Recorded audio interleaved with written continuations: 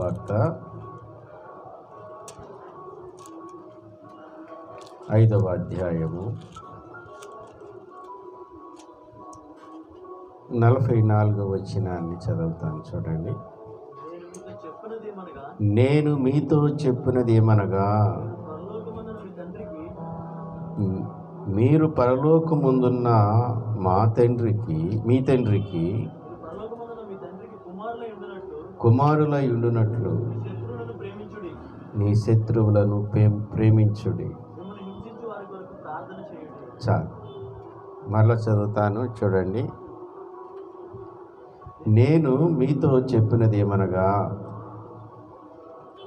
మీరు పరలోకమందున్న మీ తండ్రికి కుమారులై ఉండునట్లు మీ శత్రువులను ప్రేమించుడి, మిమ్మును హింసించు వారి కొరకు ప్రార్థన చేయుడి. మత్తయి సువార్త 6వ అధ్యాయము 14-15 వచనాలు. మనుషుల అపరాధములను మీరు క్షమించిన ఎడల మీ పరలోకపు తండ్రి మీ అపరాధములను క్షమించును. మీరు మనుషుల అపరాధములను క్షమింపకపోయిన ఎడల మీ తండ్రి మీ అపరాధములను క్షమింపడు. ఏప్రిల్కి రాసిన పత్రిక 8వ అధ్యాయము 12వ వచనం. నేను వారి దోషముల విషయమై దయ కలిగి వారి పాపములను ఇంకెన్నడూ జ్ఞాపకము చేసుకొననని ప్రభు సెలవిచ్చుచున్నాడు. చాలు. ఈ 3 వాక్య భాగాలలో మనం చూసేది ఏంటంటే క్షమాపణ, క్షమించుట. ఈ క్షమాపణ, క్షమించే గుణము, క్షమాగుణము మనందరికీ ఉండాలి. ఆమేన్. ప్రభువారు అంటారు,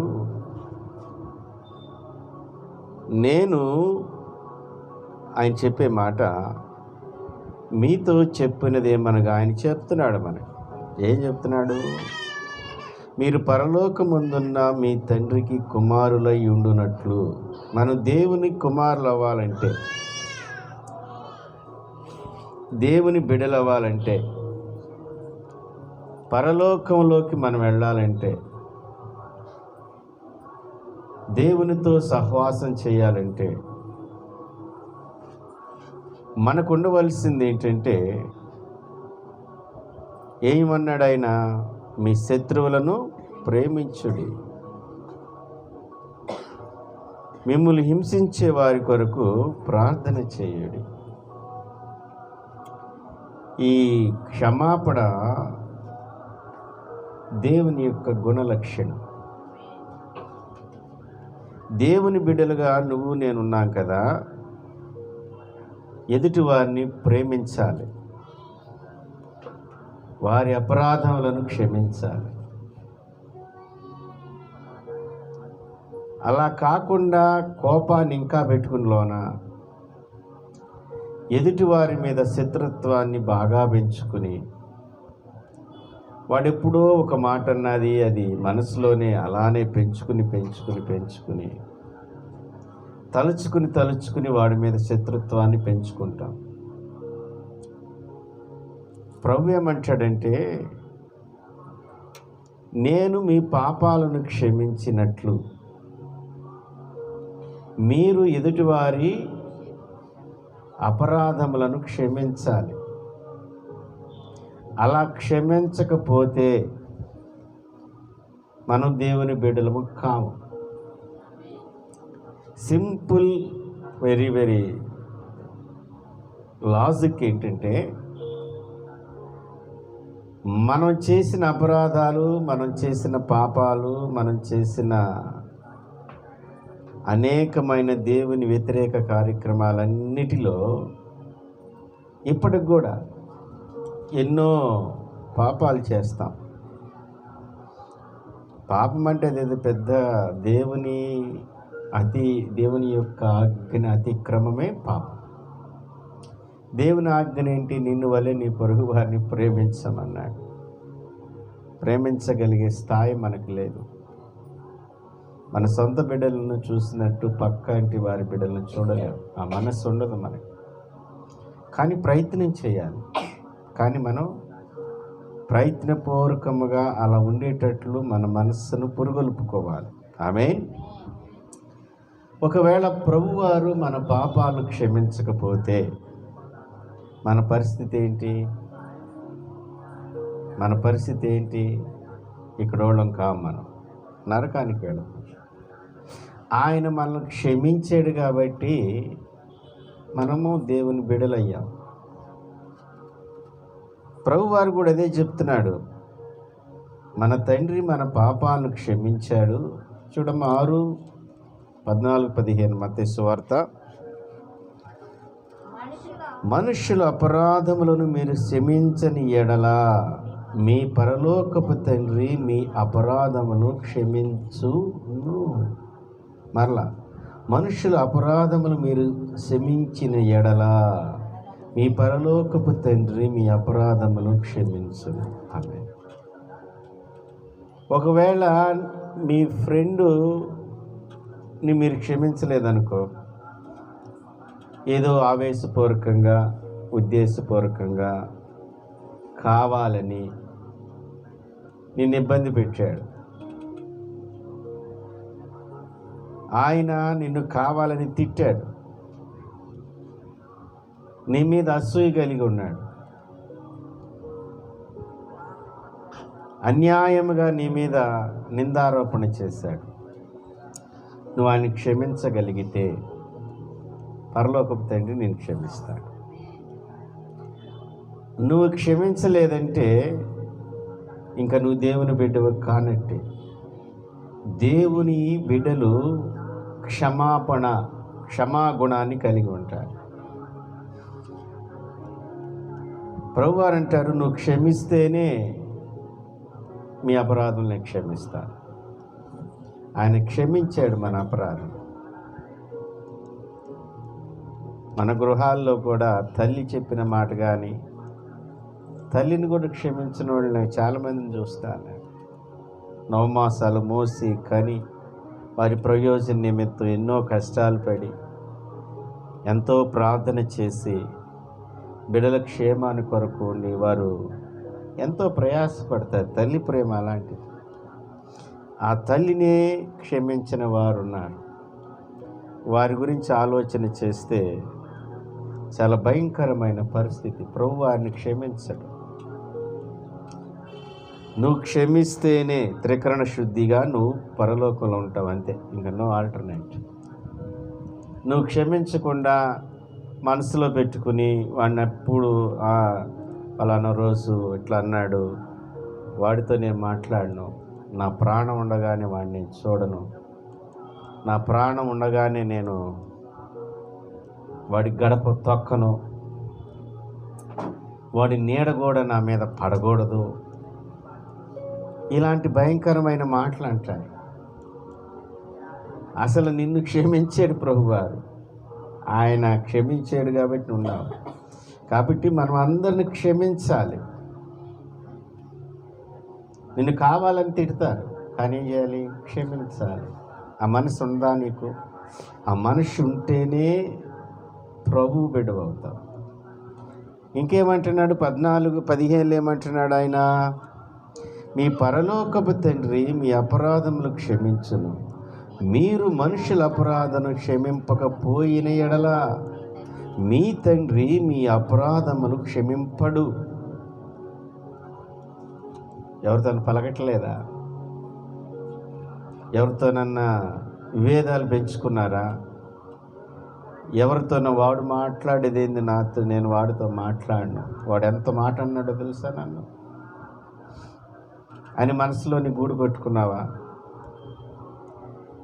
నిన్ను నీ శత్రువు కూడా నువ్వు ప్రేమించే ఆ క్షమాపణ గుణం నీకు ఉండాలి. ఆమేన్. ఇది దేవుని సుగుణం, దేవుని యొక్క లక్షణం. దేవుని బిడ్డలుగా మనకు ఉండాలి. క్షమిస్తున్నావా? లోకాసు వార్తకి వెళ్దాం. మనం లోకాసు వార్తకి వెళ్ళే ముందు హెబ్రీ పత్రికకి వెళ్ళి ఆ 8:12 మళ్ళా చూద్దాం.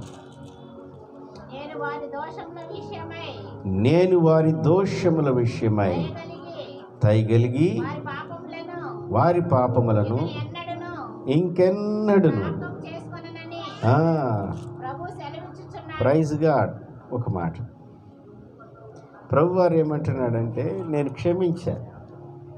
క్షమించిన తర్వాత ఇక దాన్ని నేను ఎన్నడూ జ్ఞాపకం చేసుకో. ఆమె నీకు క్షమించే గుణం నీకుంటే నీకు 3 లక్షణాలు నీలోకి ఆటోమేటిక్గా ఇన్హెరిటెన్స్ అవుతాయి, అంటే నీలోనికి వస్తాయి. నువ్వు క్షమించిన తర్వాత ఇక ఆ క్షమించిన దాని గురించి నువ్వు ఎప్పుడు దాన్ని మర్చిపోవాలి. ఇక దాన్ని నువ్వు జ్ఞాపకం చేసుకోకూడదు.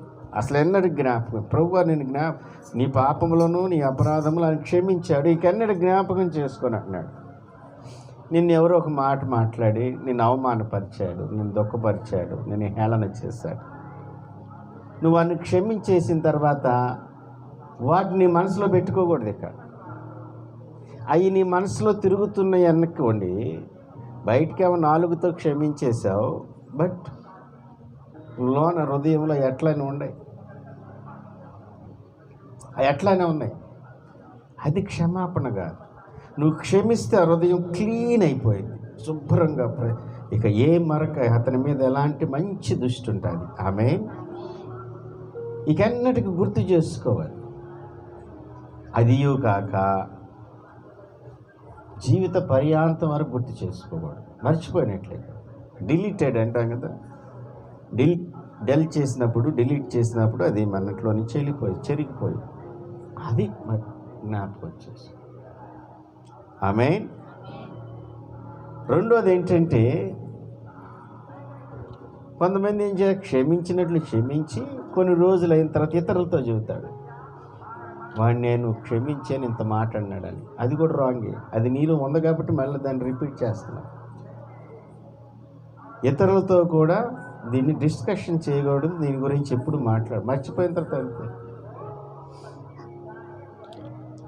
మూడోది ఏంటంటే, అతనికి గుర్తు చేయకూడదు. మళ్ళీ క్షమించిన అతనికి పలానా రోజు నువ్వు ఇంత మాట అన్నావు తెలుసా, ఆ రోజు నేను పోనీలేను వదిలేసా అని మళ్ళీ అంటాం. ఇది క్షమాపణగా, అది నోటితో, అదంతా హృదయ అంతరాంగంతో క్షమించాలి. ఎప్పుడైనా మీరు చూడండి, ప్రభు వారి దగ్గరికి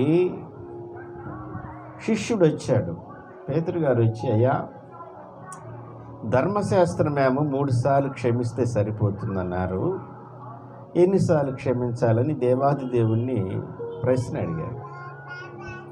ఆయన అన్నాడు 70 ఏళ్ల మార్లు అన్నాడు.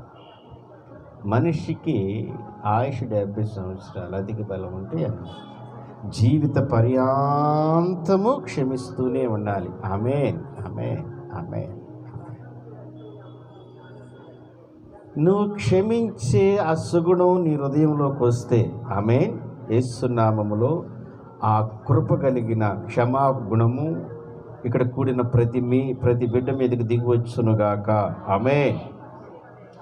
ఆ క్షమా గుణము నీలో ఉంటే నువ్వు చాలా సంతోషంగా ఉంటావు. ఆమేన్.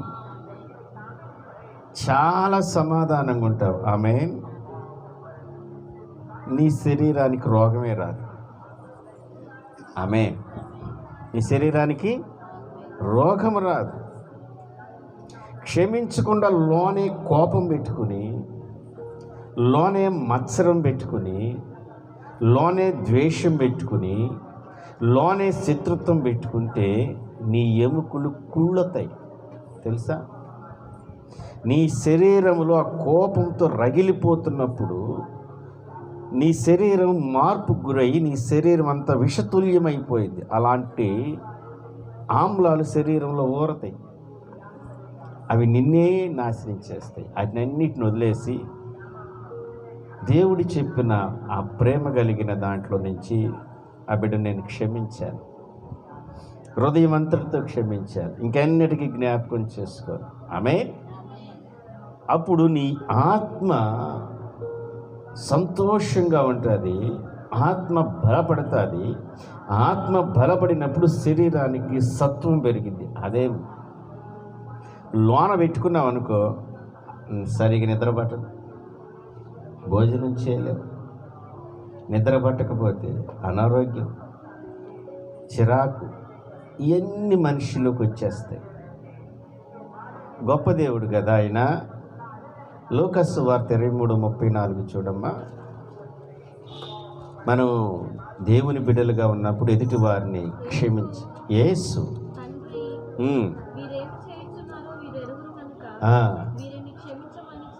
చాలమ్మా,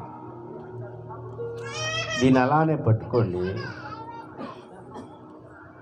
ఒక ఆయన ఉన్నాడు, స్టెఫను గురించి మీకు చెప్తాను. ఈ స్టెఫను అపోస్తల కార్యాలు 7:57 చూడండి అమ్మా. అపోస్తల కార్యాలు 7:57. అప్పుడు వారు పెద్ద కేక వేసిరి, చెవులు మూసుకుని ఏకముగా అతని మీద పడి పట్టణము వెలుపల అతనికి వెళ్ళగొట్టి రాళ్ళు రువి చంపిరి.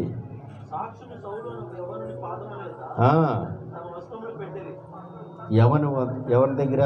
సౌలని యవనుడి దగ్గర వస్త్రాలు పెట్టారు. ప్రభు గురించి మొరపెడుచు, యేసు ప్రభువా నా ఆత్మను చేర్చుకొనమని స్టెఫను పలుకుచుండగా వాళ్ళు రాళ్లతో కొట్టిరి. అండర్లైన్ చే, అతను మోకాళ్ళు వంగి, ప్రభువా వారి మీద ఈ పాపము మోపకమని కొంచెం గొప్ప శబ్దంతో పలికెను. ఈ మాట పలికి నిద్రించెను. ఆమేన్.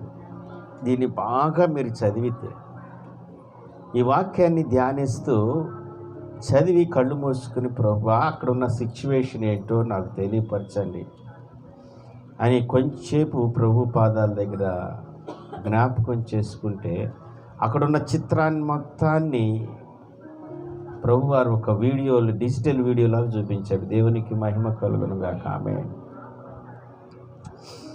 అక్కడ స్టెఫన్ని రాళ్లతో కొడుతున్నారు.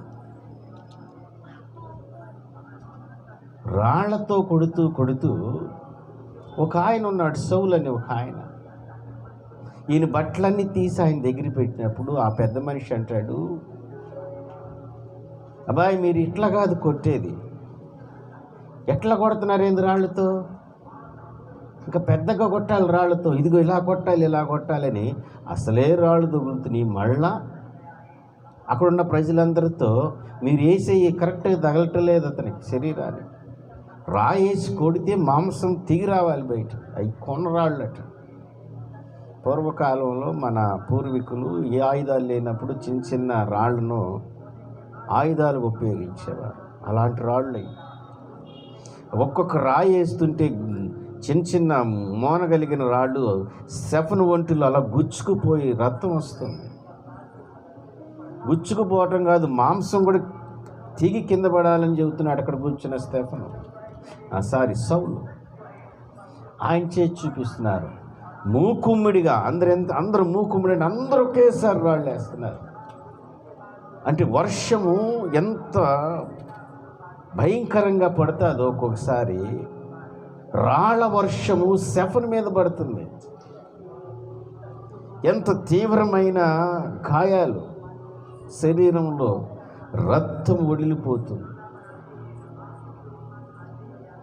వాళ్ళందరూ లాక్కొచ్చి ఊరు వెలుపులు బయట పెట్టారు ఆయన. అలాంటి సమయంలో స్టెఫను మోకరించగలడా? మోకరించాడు ఆయన. దేవునికి మహిమ కలుగునుగా. అలాంటి అసలు శరీరం సహకరించిద్దా? ఒకసారి మీ ఆత్మలో దర్శనం చేయండి. ఎదురు దెబ్బ తగిలితేనే మోకరించమంటే, అమ్మో నా గోరు నొప్పుడుతుంది, నేను మోకరించలేను, నేను కూర్చుంటానంటావే. శరీరం అంతా గాయాలు, కొన్ని రాళ్ళు కూడా ఈ నేత్రాలకు తగిలి నేత్రం కూడా పగిలిపోయింది. ఆయనకి రక్తపు ముద్దలాగా అయిపోయాడు. అలాంటి సమయంలో ప్రభు వారికి మోకరించాడట. ఆమేన్. దేవుని బిడ్డ, ప్రాణము పోతుంది, శరీరం సహకరించదు. నేను అనుకుంటాను ఈ మోకాళ్ళు కూడా పగిలిపోయాము. డిస్కులు అంటాం కదా, ఆ డిస్క్ కూడా పగిలిపోయిందేమో. మోకరించడానికి ఎంత తీవ్రమైన నొప్పి కలిగిందో ఆయనకి, ఎంత బాధ కలిగిందో. నా ప్రభు ముందు నేను మోకరించి ప్రార్థన చేయాలనుకున్నాడు ఆయన. అన్నీ బాగున్నాయి నీకు నాకు.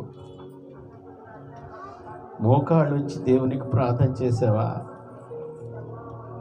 నీకు మోకాళ్ళు నొప్పి లేవే, యవనుడివేగా నువ్వు, శరీరం ఆరోగ్యంగానే ఉందిగా. దేవుని పాద సన్నిధికి వచ్చినప్పుడు మోకరించే అలవాటు చేసుకో. దేవుని బిడ్డ, అలాంటి పరిస్థితిలో మోకరించి ప్రార్థన చేస్తున్నాడు స్టెఫను. ఒక్కోసారి అనిపించింది, శరీరంలో జ్వరం వస్తే అమ్మో నీరసం వచ్చేసింది, నేను ప్రార్థన చేయలేదని అట్టానే పనుకుని 2 మాటలని పనుకుంటావే. మరి స్టెఫను చూడండి, మోకరించి ప్రార్థన చేస్తున్నాడు. వాళ్ళని క్షమించు ప్రభువా అని ప్రార్థన చేస్తున్నాడు. వారిని జ్ఞాపకం చేసుకోవద్దు. ఆ యొక్క తీర్పులో వారిని క్షమించు అని ప్రార్థన చేస్తుంటే మోకాళ్ళ మీద సౌలు వచ్చి, అరే ఇన్ని దెబ్బలు కొడుకుతా చచ్చిపోలేదు ఈయన, ఒక పెద్ద బండ తీసుకొచ్చి నెత్తి మీద వేసేసాడు. పగిలిపోయింది. ఇంకా కనూపురితో కూడా ప్రార్థన చేస్తున్నాడు స్టెఫను. అయ్యా వీరిని క్షమించండి, ఈయన క్షమించండి అని ప్రార్థన చేస్తున్నాడు. ఇది క్షమాగుణం.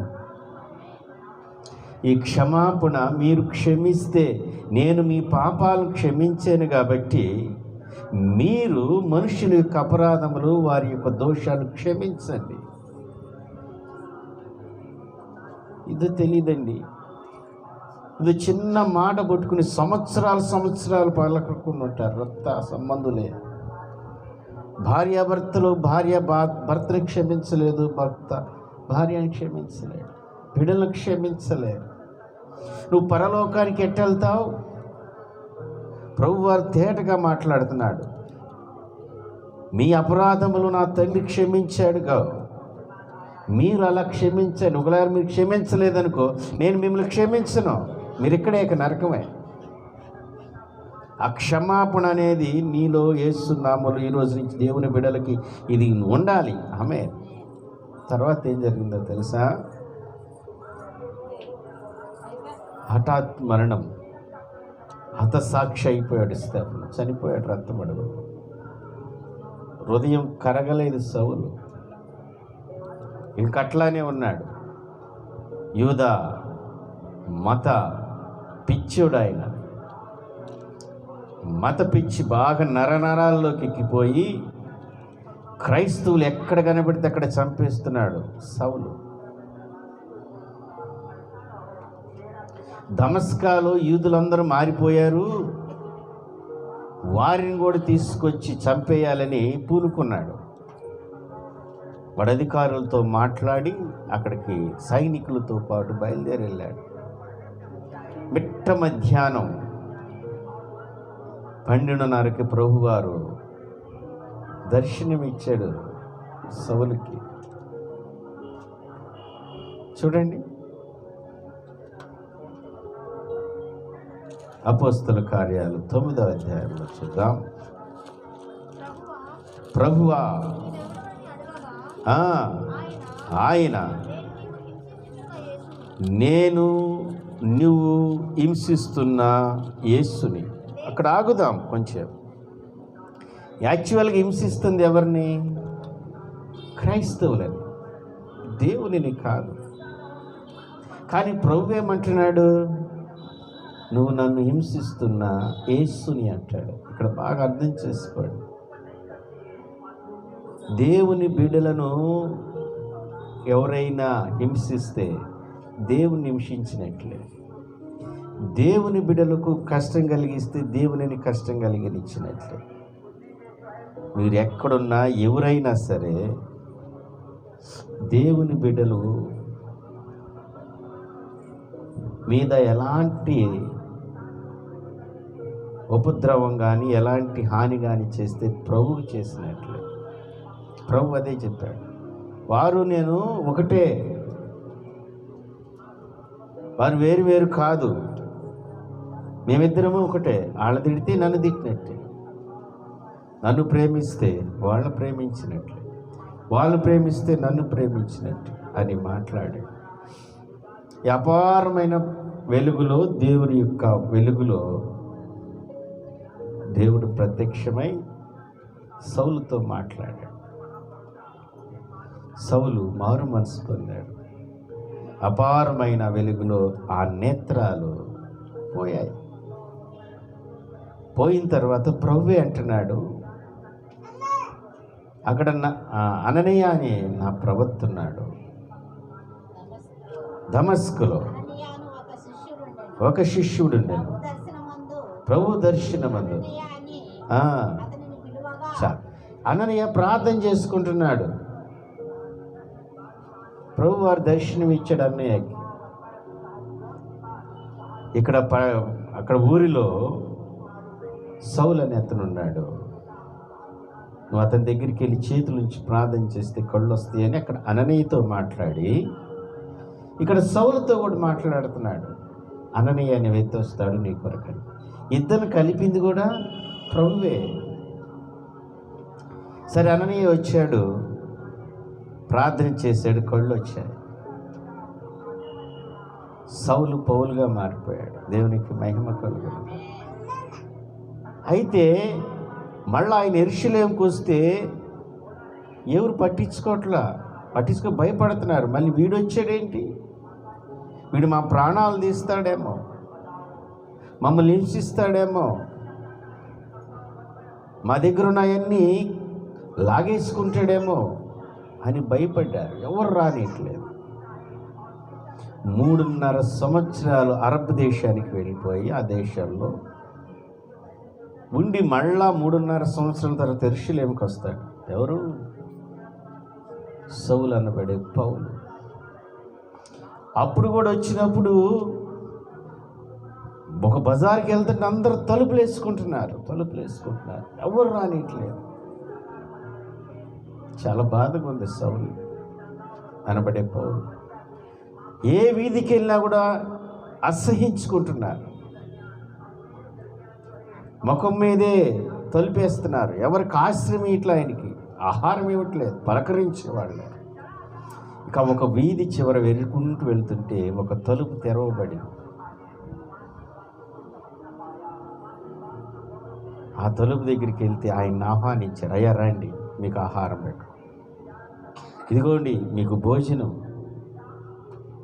మీరు ఇక్కడ ఉండటానికి, మిమ్మల్ని పోషించటానికి ఆ ఇంటి వారందరూ సహకరించారు.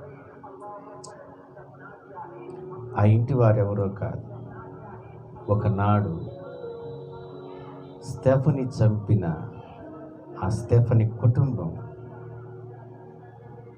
ఈ పౌలుని చేర్చుకున్నారు. ఇశ్రాయేలు దేశంలో ఎవరు చేర్చుకోవాలి? అయ్యా, ఒకనాడు నా కొడుకుని మీరు చంపారు, నేను స్టెఫను తల్లినయ్యా, నీ కాళ్ళు పట్టుకున్నా, కనికరించలేదు. స్టెఫను తండ్రి, అయ్యా మేమిద్దరం వచ్చి బ్రతిమలాడాను, నువ్వు కఠిన హృదయముడైపోయావు. ఇదిగో పెళ్లి కాని స్టెఫను చెల్లెళ్ళు కూడా వచ్చి నీ కాళ్ళ మీద పడ్డారయ్యా, కానీ నువ్వు ఒప్పుకోలేదు. నా కుమారుడు చచ్చిపోయాడు, కానీ మిమ్మల్ని ప్రేమిస్తున్నా అనగలవా? ఆ హృదయం నీకుందా? ఇది దేవుని మనస్సు, దేవుని యొక్క ప్రేమ. ఆ ప్రేమలో నుంచి వచ్చిన ఫలమే క్షమించబడటం. సౌలు అనబడే పౌలు హృదయము పిండేసినట్లుంటుంది, ఊపరాడినట్లుంటుంది. అయ్యో, నీ చేతుల ద్వారా చంపిన నీ కొడుకుని నేను చంపా, కానీ నన్ను ప్రేమించారు. మీరు మీ ఇంట్లో నాకు ఆశ్రయం ఇచ్చారు, మీ ఇంట్లో నాకు భోజనం పెడుతున్నారు. ఎంత కరిగిపోయాడో చూసారా? అది కూడా కాక వాళ్ళు ఏమంటున్నారు తెలుసా? అయ్యా, నీ చేతుల మీదగే నాకు బాప్తిసం ఇవ్వండి మా కుటుంబానికి. చూడండి 1 కొరింథీ 1:16 చూద్దాం. స్టెఫను ఇంటి వారిని బాప్తిసము ఇచ్చితివి, వీరికి తప్ప మరెవరికి బాప్తిసము ఇతనేమో నేను ఎరుగును. పౌలు గారు ఎవరికి బాప్తిసం ఇవ్వాల, ఒకే ఒక కుటుంబానికి ఇచ్చాడు బాప్తిసం. ఎవరైనా స్టెఫను కుటుంబం ఆ బాప్తిసం ఇచ్చేటప్పుడు ఈ చేతులతోనే నీ పెద్ద కొడుకుని నేను చంపా, ఈ చేతులతోనే రాళ్ళు విసిరా, ఈ చేతులతోని పెద్ద బండ తీసుకొచ్చి నీ కుమారుడు శిరస్సును పగలగొట్టా, తల పగలగొట్టా. ఇలాంటి వ్యక్తిని మీరు ప్రేమిస్తున్నారే, ఇది క్షమాగుణం. నీకుందా? ఈ క్షమా గుణము నీకుంటే నువ్వు ఎదుటోళ్ళని ప్రేమిస్తావు. వారు నిన్ను అన్యాయముగా దూషించిన క్షమిస్తావు. నీ మీద అన్యాయమైన ఆరోపణలు క్షమించి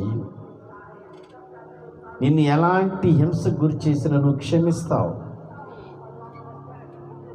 ఆ క్షమ హృదయం అంతటితో క్షమిస్తావు. సొంత కొడుకునే కాళ్ళు ఏళ్లబడి ప్రాధేయపడి క్షమించమంటే క్షమించలేదు ఆ రోజు. ఆ కుటుంబమే దేశంలో మొత్తం ఎవరు ఆశ్రమైపోతే ఆ కుటుంబమే పౌలు గారిని లోనికి పిలిచింది. వాళ్ళ ముఖాలు కాంతివంతంగా వెలిగిపోతున్నాయి. పౌలు గారు రాస్తున్నాడు తన సొంత మాటలో, నేను ఎవరికి బాప్తిసం ఇవ్వలేదు, ఇచ్చింది స్టెఫను కుటుంబానికే. మరి ఆ క్షమాపణ నీకుందా? ప్రయత్నం చేస్తున్నావా? నీ హృదయంలో ఎవరెవరిని క్షమించలేదో లోన దేవుని సముఖం ముందు నువ్వు విశ్లేషణ చేయి. నువ్వు క్షమించగలిగితేనే నువ్వు పరలోకంలో అడుగు పెడతావు. నువ్వు క్షమించలేని నాడు నీకు పరలోకం దొరకదు. సాక్షాత్తు దేవుడు చెప్తున్న మాటలు. ఈరోజు క్షమించు దేవుని ఎదుట, హృదయమంతుడితో వదిలిపెట్టు. ఎవరి మీద కసి ఉంది, ఎవరి మీద కోపం ఉంది, ఎవరి మీద ఆయాసం ఉంది, ఎవరి మీద నీకు ద్వేషం ఉంది, ఎవరు నీకు శత్రువులు, వారందరినీ పూర్ణ మనసుతో, ప్రభువా మీరు నన్ను క్షమించారు కదయ్యా, నేను ఆ విధంగా క్షమిస్తున్నానని ప్రభువు చెందక. చివరి మాట, ఆఖరి మాట. వర్ష దేశానికి ఇంగ్లాండ్ దేశం నుంచి వచ్చారు గ్రహం స్టీవెన్సన్ అని. ఆయన కుష్టి రోగులకి పరిచర్య చేయడానికి మిషనరీకి వచ్చారు. మన తరంలోనే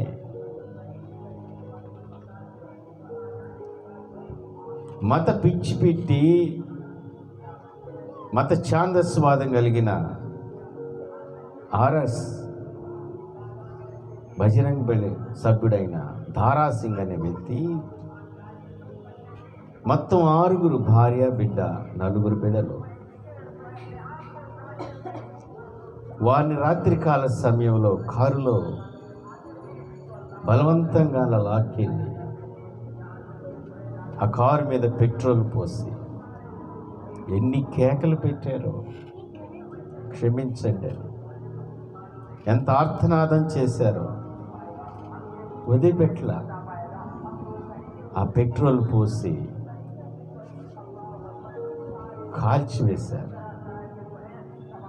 ఏమి మిగల, ఆ కుటుంబంలో 2 మిగిలారు, భార్య, ఒక పిల్ల. ఇది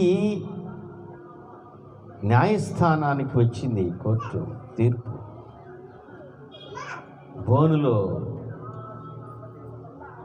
మిగిలిన పాస్టమ్ గారు అంటే గ్రహం గారి భార్య, చిన్నపిల్ల నిలబడ్డాడు. ఎదురుగా దారాసింగ్. దేశము, ప్రపంచం మొత్తం చూస్తుంది ఏం జరగబోతుంది. ఎక్కడి నుంచో దేశం నుంచి వచ్చి కుష్ఠరోగులకి పరిచర్య చేస్తూ ఎవరిని ఏమనకుండా ఉన్న వారి మీద ఎంత దారుణం చేశారా అని న్యాయమూర్తి అడుగుతున్నాడు. అమ్మా, ఏమి శిక్ష వేయమంటారు? ఉరి శిక్ష వేయాలా? కఠిన కారాగార శిక్ష వేయాలా అని ప్రధాన న్యాయమూర్తి అడుగుతున్నాడు. ఆమె న్యాయమూర్తి వైపు కళ్ళు తెరిచి చూసి ఆయన వైపు చూస్తూ, అయ్యా, ప్రభువారు మమ్మల్ని క్షమించారు, నేను దారాసింగ్ని కూడా క్షమించాను, అతనికి ఉరి శిక్ష వేయొద్దు, జీవిత కారాగారం వేయొద్దు, అతన్ని క్షమించి వదిలిపెట్టమని చెప్పి తన దేశానికి వెళ్ళిపోయాడు. నువ్వు నేను ఆ స్థాయిలో కూర్చున్నప్పుడు ఈ మాట అనగలమా? ఎవరైతే క్షమాగుణము కలిగి ఉంటారో పరిపూర్ణమైన ఆరోగ్యం ఉంటుంది. దానికి మించి పరిపూర్ణమైన నిత్య జీవం దొరికింది. పరిపూర్ణమైన సమాధానం ఉంటుంది. ఆ క్షమాప గుణము లేని రోజు నీ శరీరం కుళ్ళిపోయింది, నీ శరీరం అంతా విషతుల్యమైపోయింది. నిత్య జీవం కాదు నీకు దొరికేది, నిత్య నరకం దొరికింది.